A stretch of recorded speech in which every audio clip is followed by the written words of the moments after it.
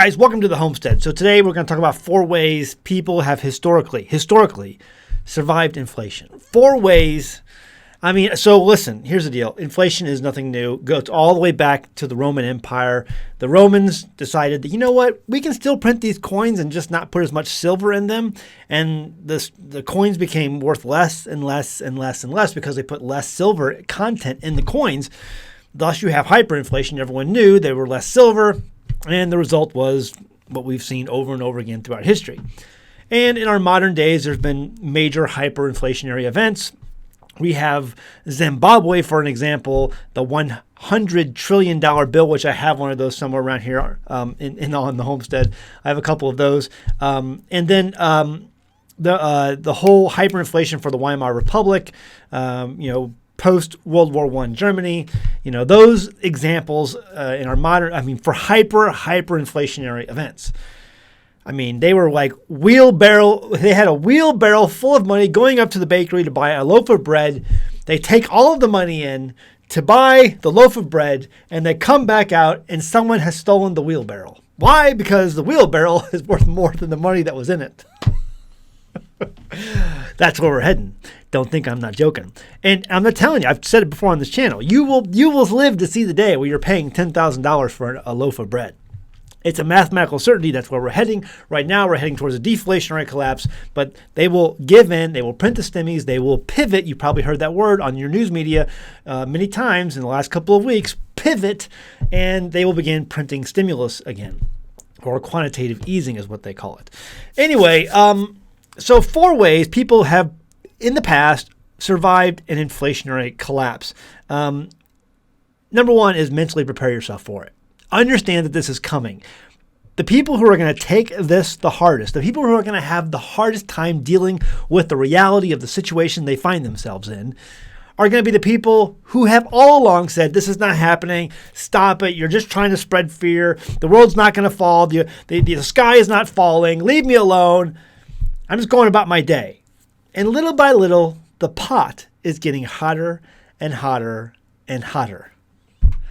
Those are the people who are going to have the hardest time with this. It's understanding, mentally preparing yourself for what's coming, and then mentally preparing yourself to go without.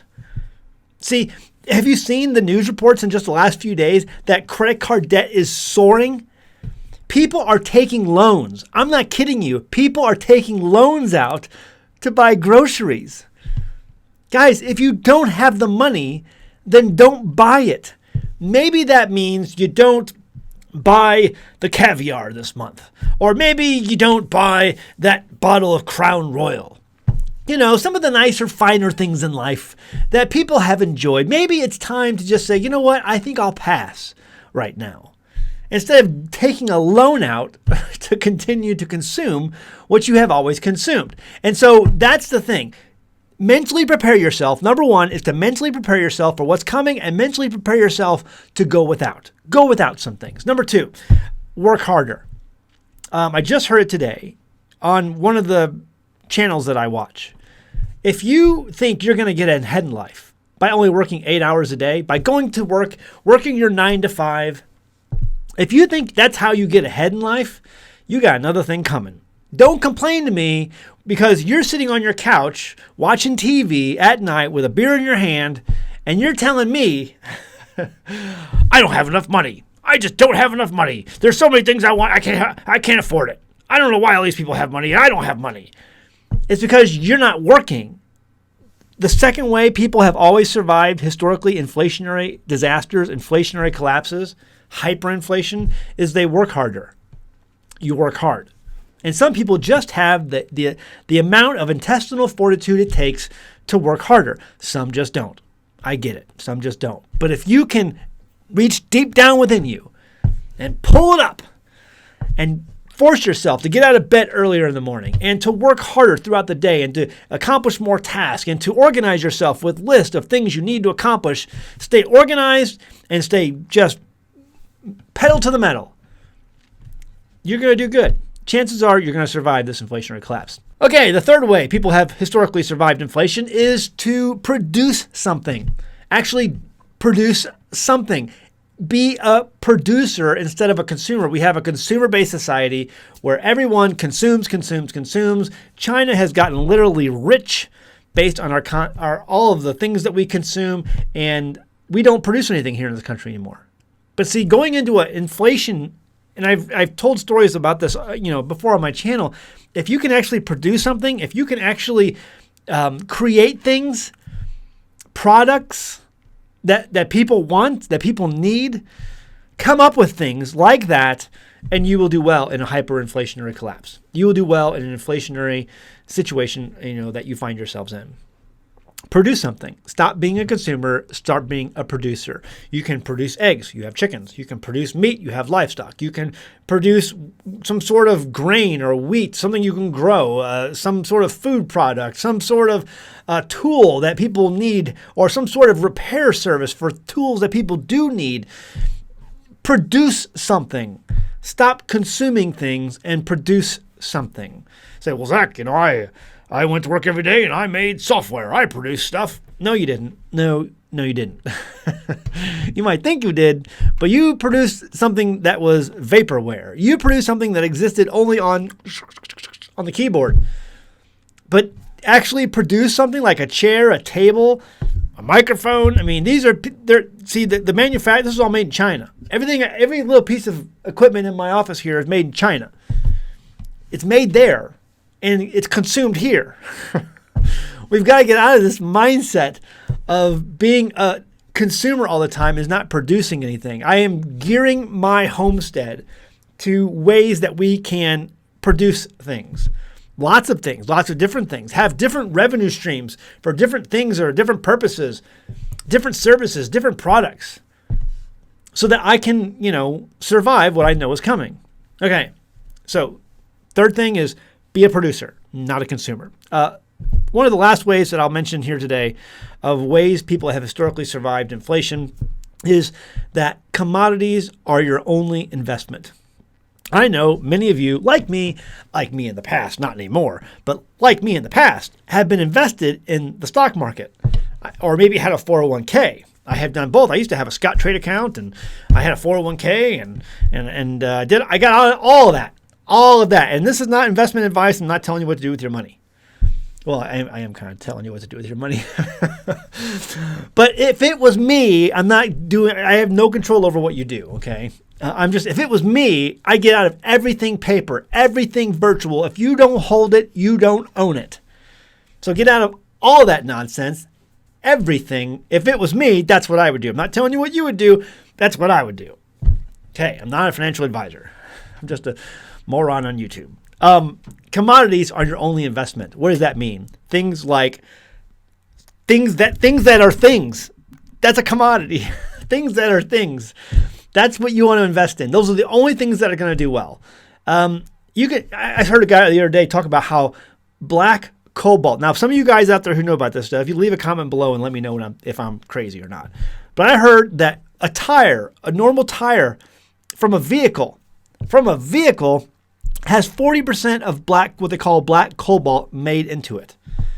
And black cobalt is very, very hard to get. It's becoming very hard to get, almost impossible to get. And the tire manufacturers are not producing the tires like they used to because they cannot get a hold of the black cobalt to make those tires. And each tire is made with 40% of this material. If you bought a warehouse and if you filled it to the brim with tires, truck tires, car tires, just tires, that would be a better way, in my opinion, just my opinion, of keeping your money than keeping it in the bank or a stock market or a 401k or whatever. The stock market in a hyperinflationary scenario is going to skyrocket. If you own stocks in a hyperinflationary scenario, historically, all the stocks will skyrocket. We'll say, Zach, that sounds like a pretty good place to keep my money. I should keep it in the stock market. The only problem is the money isn't worth anything. It's worth zero. So a soaring stock market doesn't mean anything.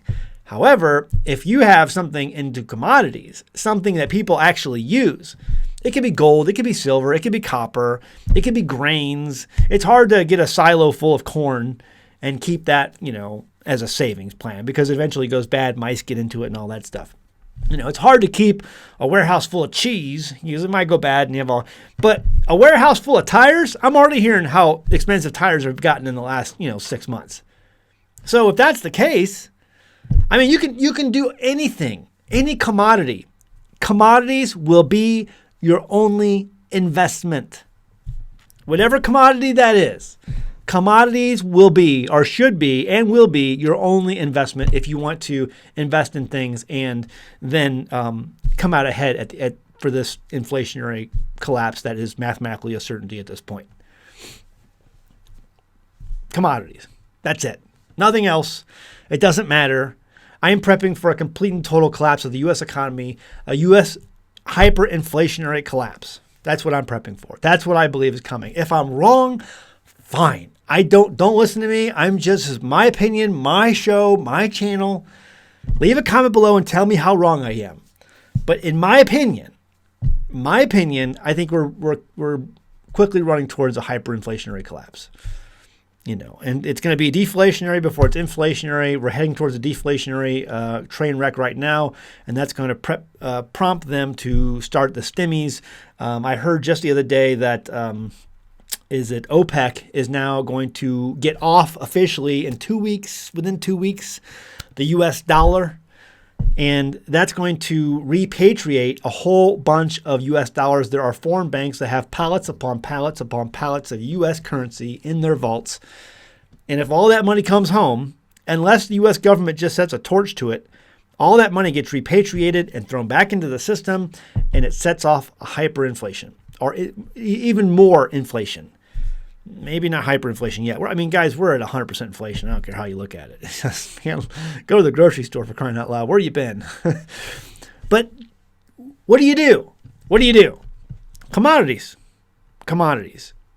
Produce something. Mentally prepare yourself. Understand that this is coming. Understand that you're going to have to go without some things. And if you mentally prepare yourself, guys, the number one thing for homesteading, the number one thing for life is just to have a positive attitude. Have a positive attitude that you can do well no matter what situation you find yourself in. It's not the end of the world, and that you can move forward, push forward, and succeed. That's the number one thing I want you to take away from this video today. All right, guys. Hey, if you liked the video, hit that thumbs up. I really appreciate that. Subscribe if you haven't done so below already. And then also check out our merchandise, teespring.com. Stupid shit hurt. Guys, if we had more hurt in this world, it'd be a lot less stupid.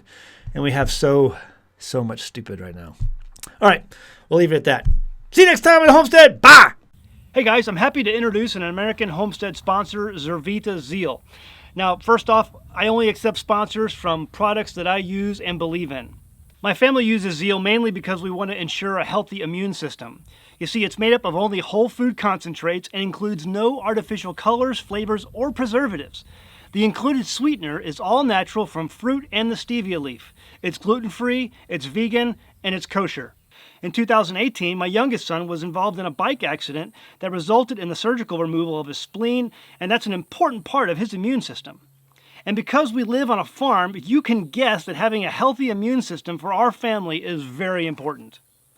Some of the included ingredients are beetroot, chicory root, turmeric, moringa, blueberries, cranberry, goji berry, milk thistle, ginseng, alfalfa, broccoli, and so much more. It's these natural ingredients that can easily be made into a powerful and tasty drink that my family can make and feel good about. So sign up and give it a try today. Every purchase you make goes to help the homestead so that we can continue to make great homesteading videos for you. Link is in the description below. Go ahead, give it a try.